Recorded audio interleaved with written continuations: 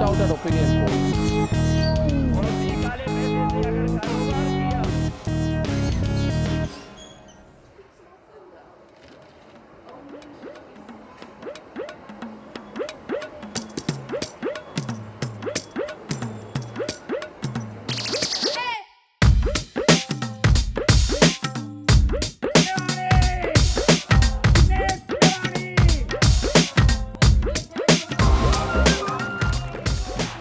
We are attending Jignesh Mewani's rally, as you can see, in Vadgam. Vadgam will vote on the 5th. Jignesh यहाँ के sitting MLA हैं, independent लड़े थे पहले, and he won as an independent candidate. Later in 2021, along with Kanhaiya Kumar, he joined the Congress. Jignesh is an interesting personality in politics because he started off as a journalist in 2005, around that time. Quit journalism, became an activist, trade unions के साथ काम किया, RTI activist के साथ काम किया, मुकुल सिन्हा के साथ काम किया, and then he taught himself law, also became an activist lawyer. So somewhere you see a move from an idealist space to a pragmatic space where from journalism he decides that, you know, activism karna zaruri hai if you have to bring change. From activism he teaches himself law, you know, works as a lawyer, and activism की सारी लड़ाई जो है वो finally courts में ही जाके लड़ी जाती है. फाइनली जहाँ आप अपनी लड़ाई लड़ सकते हैं, जहाँ अपना पक्ष रख सकते हैं, जहाँ आप कुछ चेंज इफेक्ट कर सकते हैं, वो कोर्ट्स में है. So he worked as a lawyer, contested, he was briefly the आम आदमी spokesperson in 2014, and then जब ऊना का आंदोलन हुआ, from where he rose to prominence, he quit the party saying कि वो politics या political label से इस आंदोलन को taint नहीं करना चाहते. He doesn't want the movement to get tainted by a political color, so he left आम आदमी party and then joined the Congress. So there's a lot of movement in his career. I think it's interesting to talk to him because he's been an activist, and there's a common, sort of a notion that activists don't make good politicians. They're good at rabble rousing, they're good at halla, they're good at dharna, they're good at changing status quo. Lekin politics is a very different field. It requires pragmatism, it requires making compromises, it requires changing your positions. You can't be stuck on your positions. So he's an interesting person in that sense. आम आदमी party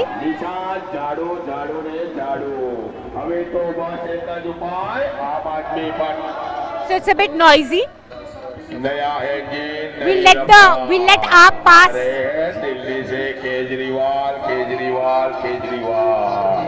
I'm moving away from the AAP vehicle because it's too noisy. That's the Congress rally. So we were talking about the fact that, yeah, he's an interesting personality because activists don't make good politicians. He's kind of won an election, so he's proved a little bit that notion a little bit wrong. We wanted to have a long chat with him, sit down with him for like a long time and chat, but अभी 2 दिन में elections होने वाले हैं यहाँ, तो वो बहुत busy है. He was up at 8 o'clock, he said, and he's not going to be free till 1 p.m. But we'll try and catch up with him in the car or wherever he gets 10 minutes and touch on some important issues that are more than this election.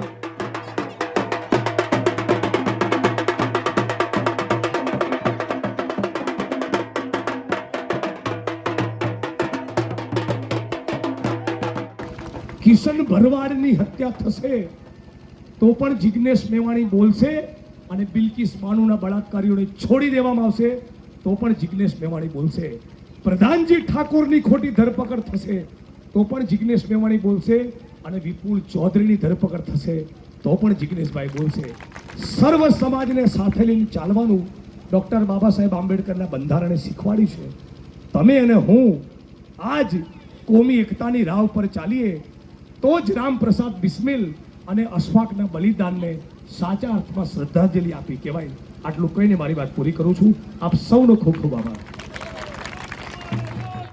Jignesh तुम आगे बढ़ो, हम तुम्हारे साथ हैं. जिग्नेश भाई तुम आगे बढ़ो, हम तुम्हारे साथ हैं. So first 2 questions I'm going to ask you have nothing to do with your current election, but I think it's important for our viewers to understand this because you've had a very interesting journey. Journalism, activism, lawyering, फिर आपका spokesperson, then Una agitation, and then independent MLA, and then Congress. So there's a slow move from idealism to pragmatism. If you look at your last, few years of your journey. So I think two questions. Radical in ideas, practical in practice. But as somebody who's started off as activist and working with unions, working at the grassroots with Mukul Sinha, RTI, and then lawyering, what are the things you've had to leave behind as an activist, as a politician, and what are the things you've said which have helped you? Let me be very frank and honest. Each second of my life, I'm extremely conscious of not doing those things which made me what I am today. तो चाय की दुकान में दोस्तों के साथ झक मारना भी बंद नहीं किया है, कविता और शायरी पढ़ना भी बंद नहीं किया है, जिसको नहीं सुनना है उसको भी जबरन मरीज नाम के गुजरात के बहुत बड़े शायर की कविता सुनाना भी बंद नहीं किया है, एक्टिविज्म तो हरगिज़ बंद नहीं किया है। दलितों को, आदिवासियों को, वंचितों को जो ज़मीन बांटी गई और जिसमें एंटी सोशल एलिमेंट घुसे थे उनको वहाँ से खदेड़ना और ज़मीन के पट्टे वापस करवाना, वो आंदोलन भी नहीं छोड़ा है और साथ में कांग्रेस ज्वाइन किया। So the things that I was doing prior to joining Congress, they all of that still continues. But कभी कभी तो होता ना कि ओके नाउ जिग्नेश थिंग्स कि भाई अब मैं पॉलिटिशियन हूँ, अब ये एक्टिविस्ट वाली चीज़ मैं नहीं कर सकता हूँ, सम कॉम्प्रोमाइजेस और somewhere where you think okay no activist Jignesh has to keep it now set aside. Fortunately मेरे से हो ही नहीं रहा है वो। You think it works against you? It does work. It really not. It's really not helping me, and it does go against me. So there is a constant clash, contradiction with activism and the grammar of electoral politics. But the activist Jignesh still dominates the politician Jignesh. An example you want to share with our viewers where the activist kind of I mean, like in your didn't think of the political ramifications of something. Like in more than 110 public meetings in my constituency during this election campaign, I have raised the issue of Bilkis Bano. I noticed. अभी दो भी हमने देखे उसमें. In how many 110 Jansabha? So some of us who are in mainstream politics won't do it. But I will not be refraining myself from doing it because that is something which is very close to my heart. Bilkis is a daughter of Gujarat. She is a daughter of India. She is not Muslim or anything for me. तो ऐसे issue कभी मैं ना उठाऊँ ये कभी नहीं बनेगा। But एक कॉन्स्टिट्यूंसी जो सपोज हिंदू डोमिनेटेड हो, मुस्लिम्स ना हो वहाँ पे भी you will raise this issue? हाँ, क्योंकि मेरी कॉन्स्टिट्यूंसी जहाँ से मैं चुनाव लड़ता हूँ वही थोड़ी है। पूरा गुजरात मेरी कॉन्स्टिट्यूंसी है, पूरा मुल्क मेरी कॉन्स्टिट्यूंसी है।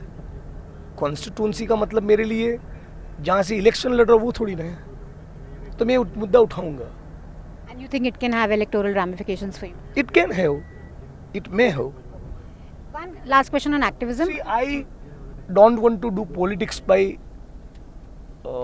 killing Jignesh, right? वो तो मैं नहीं करूँगा। तो वो है वो लड़ाई, वो द्वंद्व, वो डायलेमा, वो कांस्टेंट फाइट, कॉन्ट्राडिक्शन, कॉन्फ्लिक्ट, वो है, चल रहा है।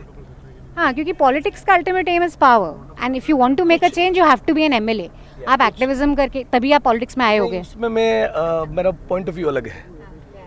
बड़ी शिद्दत से एक्टिविज्म करके आप एक एमएलए नहीं, सैकड़ों एमएलए से ज़्यादा भी इम्पैक्ट खड़ी कर सकते हैं। आपके एक्टिविज्म के ऊपर निर्भर है।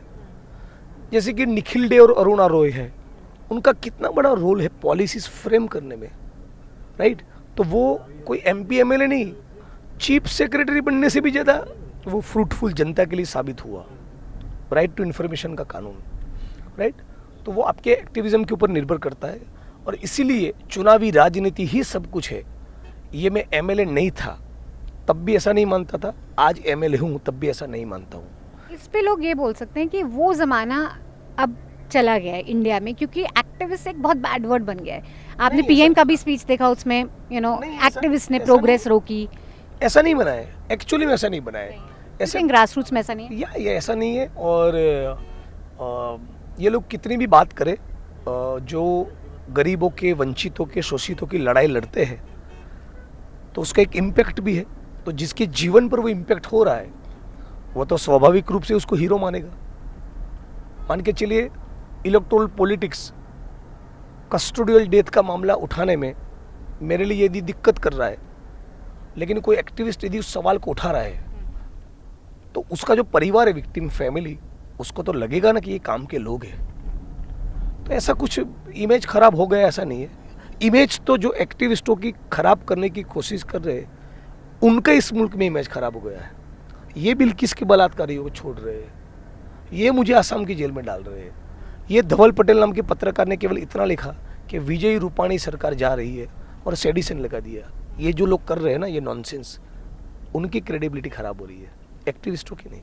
But if you had to, because you've dabbled in both the areas, one thing you would suggest what activists could learn from the pragmatism of politician, what would that be? To be popular or to not? Yes, that is something you need to be. You're great. That's not enough. You need to, while being great, you need to catch people's imagination. You need to learn certain tricks of the trade. You need to learn to navigate, and that's what I've learned. And for a politician, it's very much required, particularly during these difficult times, to be an activist, to be on the streets. Raising an issue or two in parliament or assembly is not enough. Hitting ground zero, coming on the streets to fight for the cause of ordinary people is also very, very vital.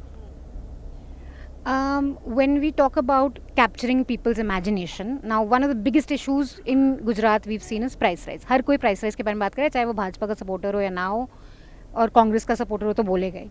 तो क्या कांग्रेस ने successfully इस मुद्दे को पकड़ा है according to you? बिल्कुल पकड़ा है।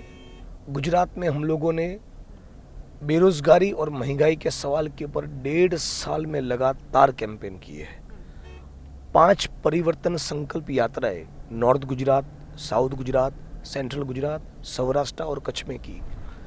यूथ कांग्रेस के बैनर के तले एक रैली हम लोगों ने अंबाजी से उमरगाम, पूरा ट्राइबल पॉकेट है वहाँ पर की, सौराष्ट्र में की, और वो रैली फिर बाद में नॉर्थ गुजरात में आई जहाँ अशोक गहलोत जी आए।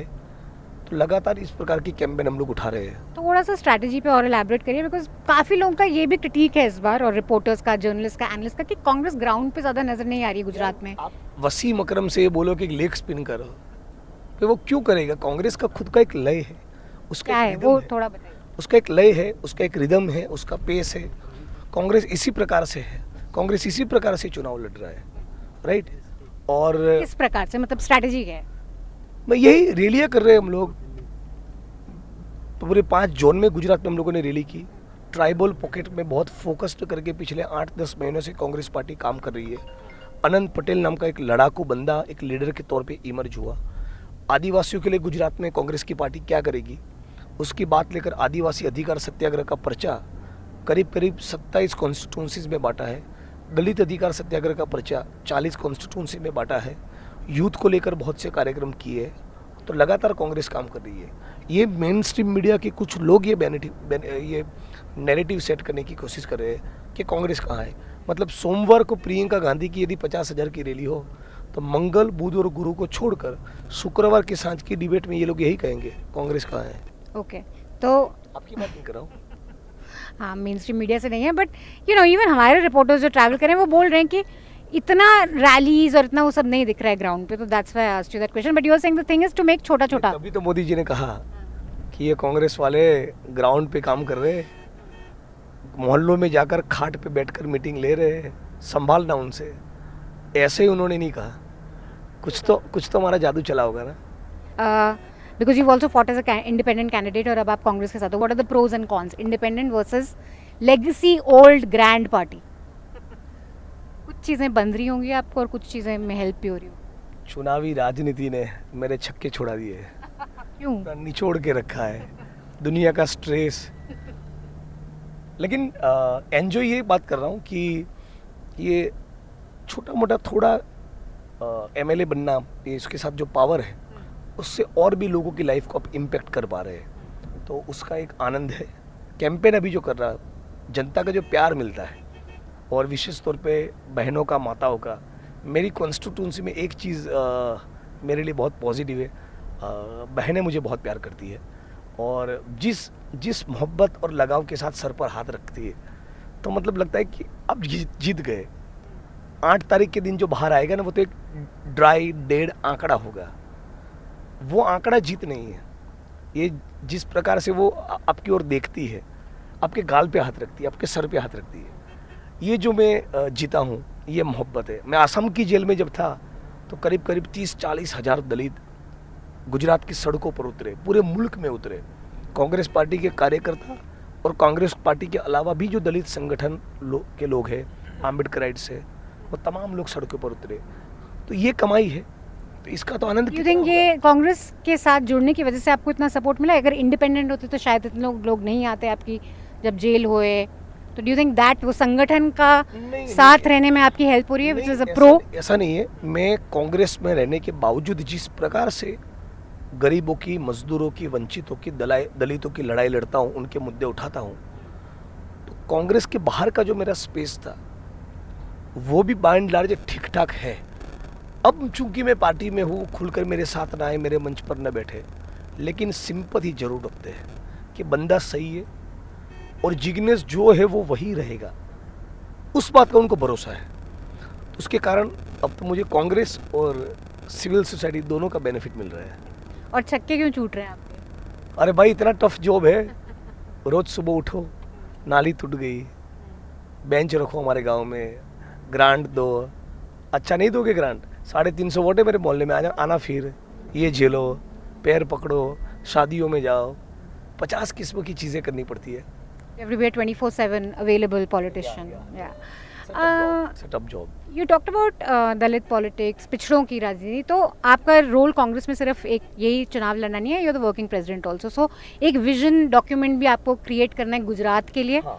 और नेशनल लेवल पे भी। हाँ। तो what is your vision for Congress politics, Dalit politics, पिछड़ों की राजनीति, ट्राइबल्स या विमेन ऑल्सो? देखिए, सबसे पहले तो मैं ये मानता हूँ कि जहाँ तक दलित और आदिवासियों के मुद्दे का सवाल है, बतौर कांग्रेस पार्टी के कार्यकर्ता एक साफ बात है, जहाँ पर भी उनके साथ अत्याचार, अन्याय हो, जाकर खड़े रहो। पहली चीज़ जिसकी उनको उम्मीद और आस रहती है कि कोई हमारे साथ आकर खड़ा रहे, एक पहली ये चीज़ करनी चाहिए। दूसरा, मैं मानता हूँ जहाँ पर हमारी सरकारें हैं वहाँ पर उस प्रकार की योजनाएं और पॉलिसीज बने जिसकी बात हम लोग गुजरात में कर पाए, right.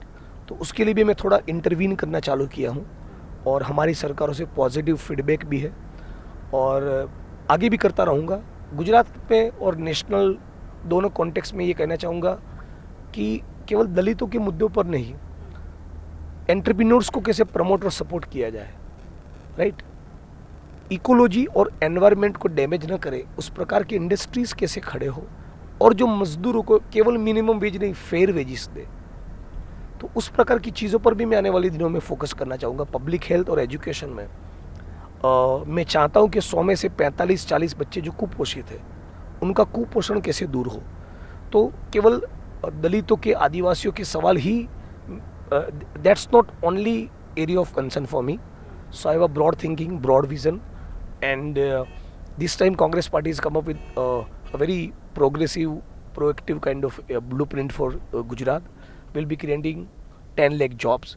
Though Congress is not in power in Gujarat and in many of the states, because of the policy formulated by Congress party, in the sense Manrega, we are able to give employment to 25 lakh people in Gujarat, right?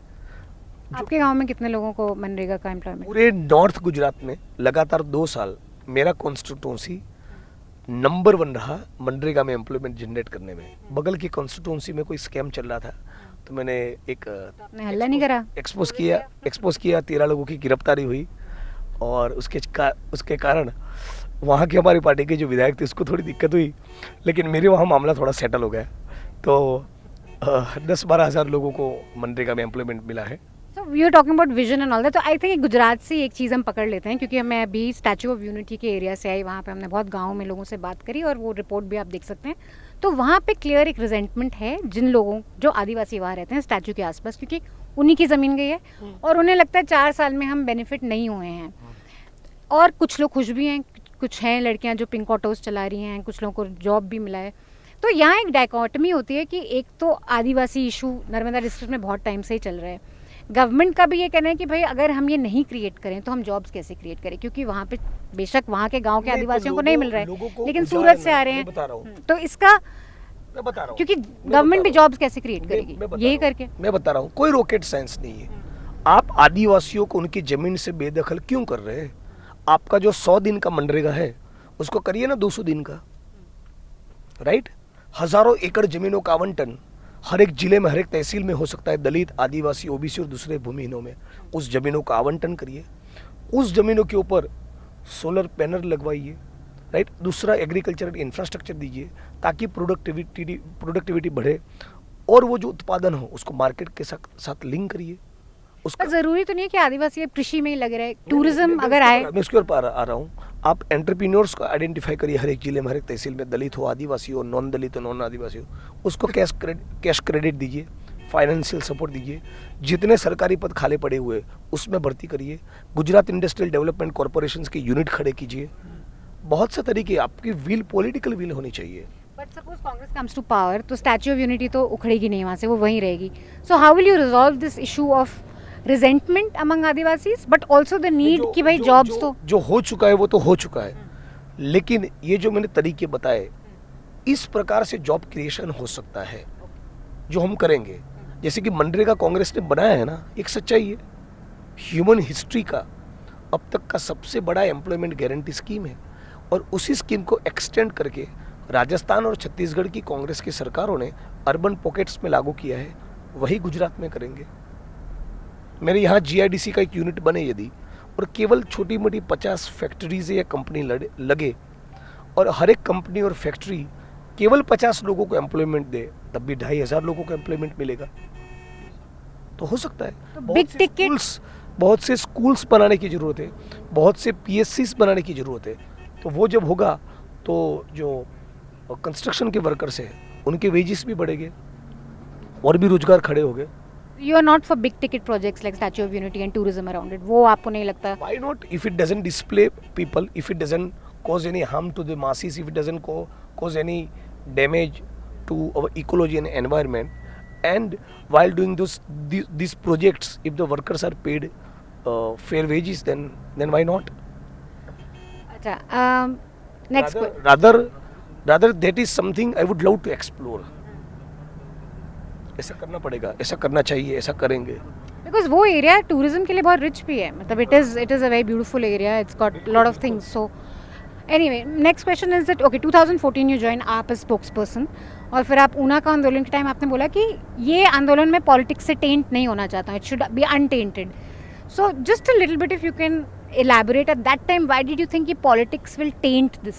Yeah, so there was a lot of people who were telling me that the instructions have come from your party and something like that, and because of that you are doing this movement. Where that was absolutely nonsense. And the issue of land rights of the landless Dalits was something very, very close to my heart. When the movement started in Bhavnagar district, in Mahua block of Bhavnagar district against the Nirma company, with like thousands of farmers were agitating against the Nirma company. A lot of activists from all across Gujarat and country were going there, and that is where it struck to my mind. What about the landless people? Like, suppose we are able to, get away from Nirma, remove the Nirma project from that pocket, the land will remain with the landowners, landlords. But what about the landless? And then I started exploring more about understanding more about the land reform policies in Gujarat, and that is where I came to know that 1,63,000 acres of land have been allotted all this while in Gujarat to the landless people, but in many cases, particularly in cases of the Dalits, possession is not given, and that's where I started raising that issue. So Una gave me that momentum to raise the concern of the Dalits and to raise the concern of the landless land rights of the Dalits and other landless people. So I wanted to refrain from Politics.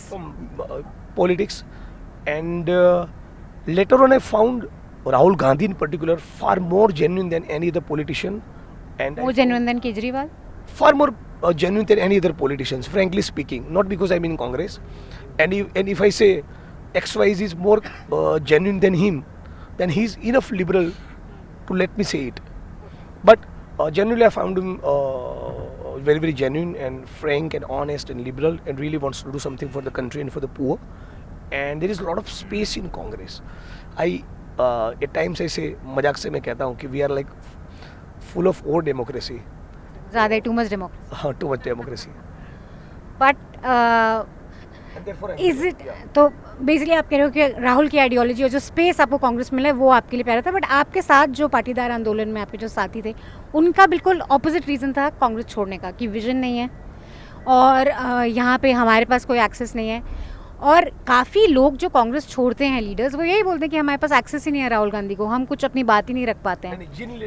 Jin leaders की आप बात कर रही है ना, उनके पास तो access था Hardik and Alpesh had access, undoubtedly, तो क्यों छोड़ा उन्होंने? वो तो उनको मालूम, लेकिन मेरी इंप्रेशन है कि अपने आप को शायद बीजेपी से ज़्यादा कंफर्टेबल पा रहे हैं और मे बी सत्ता के करीब रहना चाहते हैं। But is genuineness enough to be a good political leader? Because हम ये इसी की बात करते हैं, प्रैग्मेटिज्म, रियलिज्म। अच्छे इंसान हो सकते हैं, शायद आप उनसे बैठ के बात कर सकते हैं, यू नो काफ़ी लोग मजाक में बोलते हैं चलो मतलब बात करने के लिए बहुत अच्छे हैं, चिल करने के लिए बहुत अच्छे हैं, लेकिन can electoral politics is different, the compulses are different, you have to be pragmatic, you have to be sometimes wise, sometimes sly, sometimes cunning. तो वो कांग्रेस में किसी को नज़र नहीं आता अभी, स्पेशली टॉप लीडरशिप में, कि एक तो विजन और एक रूथलेसनेस फॉर पावर जो ज़रूरी है बीजेपी जैसे बड़े पार्टी को टक्कर देने के लिए। रूथलेस मत बनाइए, वो नहीं है, you don't think it's important? प्यार और मोहब्बत करते करते जीतेंगे ना। ये होता है? Do you really believe that प्यार और मोहब्बत कर करके? मैं कौन सा रूथलेस हूँ, मैं तो मोहब्बत से लबालब हूँ। देखिए तभी तो जनता इतना प्यार। रूथलेस आई डोंट मीन कि आप ब्रूटल हो जाओ लोगों से, but I am saying that hunger, fire in the belly. हाँ तो ऑब्वियसली जो भी चुनावी राजनीति में तो चुनाव लड़ना चाहता है तो जीतना भी चाहता है, ऐसे टहलने के लिए तो थोड़ी ना कोई आ रहा है। नौका विहार का प्रोजेक्ट तो है नहीं है, तो जो भी लड़ रहा है वो शिद्दत से लड़ रहा है। यू बिलीव कांग्रेस शिद्दत से लड़ रही है? या और देखिए अब हमारे नेता भी 2000 किलोमीटर पैदल चल रही है। तो भारत जोड़ो गुजरात से क्यों नहीं गुजरा? डिड यू सजेस्ट कि यार गुजरात से गुजरो? रशिया से क्यों नहीं निकला? अभी वो इसका पर्पस केवल इलेक्टोरल पॉलिटिक्स नहीं है ना। सचमुच राहुल जी मानते हैं कि भाई इस देश में जिस प्रकार की नफरत और हिंसा की राजनीति हुई, इससे इस मुल्क को थोड़ा रिकवर होने की जरूरत है। ये गौतम बुद्ध का मुल्क है, रविदास और नानक का देश है, तो वो दिलों को जोड़ने के लिए निकले हैं, अच्छी बात लेकर निकले, जनता को मिलने के लिए निकले, और उसका एक स्वाभाविक रूप से डायरेक्टली इनडायरेक्टली चुनावी राजनीति में बेनिफिट होना ही होना है। It will definitely. इंडिया में कोई भी यात्रा निकाले तो कुछ तो होगा ही उसका बेनिफिट। आपके जो साथी थे हार्दिक और अल्पेश, अब जब उनकी बात सुने तो वो लव जिहाद की बात कर रहे हैं, कश्मीर की बात कर रहे हैं, राम मंदिर की बात कर रहे हैं, तो काफ़ी इंटरेस्टिंग है। अब शायद वो जेन्युइनली नहीं भी फील करते हैं, लेकिन इलेक्टोरल कंपल्शंस की वजह से ये बोल रहे हैं। बट एक चीज़ हमें सबने बताया गुजरात, मैं कांग्रेस में नहीं था तब भी जो बोलता हूँ आज भी वो बोलता हूँ। मेरा पॉइंट मैं इस पे आने वाली थी कि एक चीज़ हमें सबने बताया कि गुजरात में लोग चाहे एंटी बीजेपी भी हों, एंटी इस्टेब्लिशमेंट भी हों, लेकिन हमेशा प्रो हिंदुत्व रहेंगे। तो बीजेपी से नाराज़ भी हो सकते हैं, बीजेपी को गालियाँ भी दे सकते हैं, लेकिन घूम फिर के हिंदुत्व पे नो कॉम्प्रोमाइज। हमेशा रहेगी का मतलब क्या है? कोई ये तो भविष्यवाणी थोड़ी न है। इंसान बदलते हैं, इंसान about the Gujarati temperament, as a Gujarati, as a activist, as a politician, वही कह रहा हूँ, इंसान बदलते हैं, समाज बदलता है, समाज की socio political socio economic conditions बदलती है, कल्चर बदलते हैं, और लोग इवॉल्व होते हैं, एजुकेट होते हैं, तो चीज़ें बदलेगी। But do you agree with this current diagnosis कि it's a pro-Hindutva state, even if it's anti-BJP? And where does your politics fit in that? How do you challenge that? Not necessarily. Not necessarily. I don't think so. A lot of people would disagree with that. मतलब BJP अगर जीत रही है तो कुछ तो इसमें truth होगी कि एक डीएनए है गुजरात का प्रो हिंदुत्व। नहीं, ऐसा नहीं है, ऐसा नहीं है। डीएनए कोई जनता का कोई डीएनए कोई एक आइडियोलॉजी के लिए थोड़ी बना है। अब तक साइंटिस्ट ने डीएनए में इस प्रकार की कोई पॉलिटिकल चीज़ आइडेंटिफाई नहीं की है। No political atom has been recovered from any DNA in any part of the world of any human specie. So ऐसा कुछ नहीं है। Last question, two questions actually I have for you. One other larger question of Ambedkarite politics. एक हमेशा dichotomy रहती है between Ambedkarite approach and a Gandhian approach, specially जब हम दलित राइट्स की बात करते हैं या एनाइलेशन ऑफ कास्ट की बात करते हैं। एक अप्रोच है कि आप हिंदुज़म को रिजेक्ट कर दें तभी आप इससे बाहर निकल सकते हैं, जो अम्बेडकराइट का, जो रिजेक्शन एम्ब्रेसिंग बुद्धिज़्म। और एक है गांधीयन जो रिफॉर्म की बात करता है कि हिंदुज़म में रिफॉर्म हो तब भी हम कास्ट एनालाइट कर सकते हैं। तो आप इस कॉन्ट्रडिक्शन को कैसे देखते हैं और पर्सनली आप कहाँ फॉल करते हैं, ज़्यादा किस तरफ आपका झुकाव है?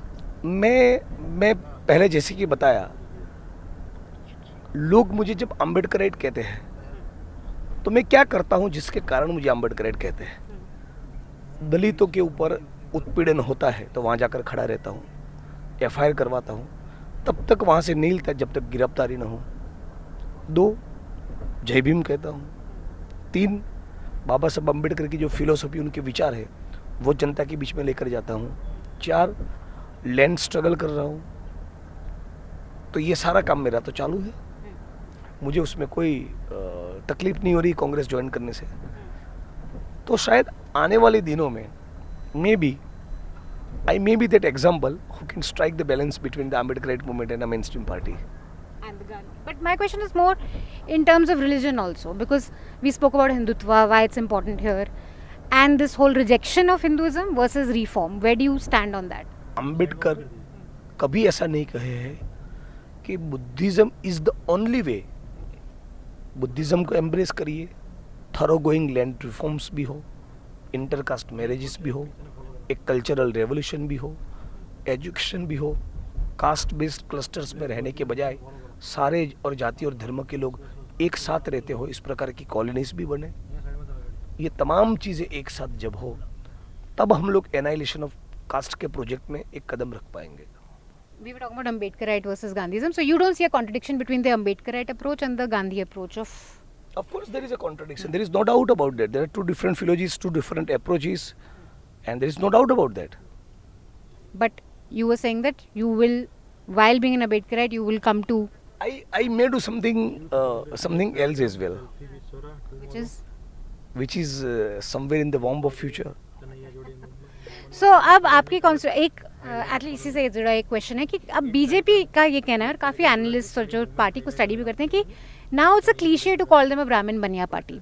They are in large numbers attracting Dalit voters, OBC voters, their DBTs, their work of transfer. But still the resources remain under the control and hegemony and monopoly of upper class people. That still remains. The Prime Minister OBC हैं, President scheduled tribe. They want India, they want upper caste and upper class to be the sole arbiter of India. That's what they are working on.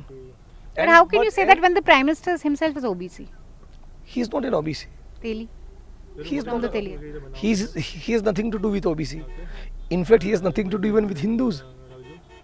वो न हिंदू के हैं, न मुसलमान के हैं, न वो दलित के हैं, न ओबीसी के, वो तो केवल सत्ता के हैं। How nervous are you? जितने भी हिंदू किसान सुसाइड किए, उसमें से एक हिंदू विधवा बहन के आंसू पोंछने वो गए। गुजरात में हजारों की तादाद में आशा वर्कर और आंगनवाड़ी की बहनें हैं, उसके 90% हिंदू हैं। उनको तो कॉन्ट्रेक्चुअल कर्मचारी में से परमानेंट कभी नहीं किया, तो कौन से हिंदू के हैं? How nervous are you about OVC's party entering the fray? Not much. You don't think It's a little concern for me at the moment, but I'm floating. I'm doing well. Great. Best of luck with your election ahead. You were saying you're dealing with some medical issues. या मैं जल्दी उदयपुर जाऊंगा, दीव के समुद्र किनारे जाऊंगा, वहाँ फिर गालिब को पढ़ूंगा, फेस को पढ़ूंगा। पर पॉलिटिक्स में तो ये सब चलता है. Don't you need to you need to be a 24/7 politics like Prime Minister Modi. You need to not 24 hours हैं तो आपको 36 hours काम करना है. मुझे तो राजनीति से कोई लेना देना ही नहीं है, मैं तो उसी के लिए बना हुआ, तो बीच बीच में थोड़ा पॉलिटिक्स है. Thank you so much, Jignesh. The subscription model is something that keeps News Laundry afloat, but we need hundreds of thousands of people to completely transform the news ecosystem. So you pay for news, so it serves you. So click on the link with this video, subscribe to News Laundry and pay to keep news free, और गर्व से कहो, मेरे खर्च पर आज़ाद है खबरें.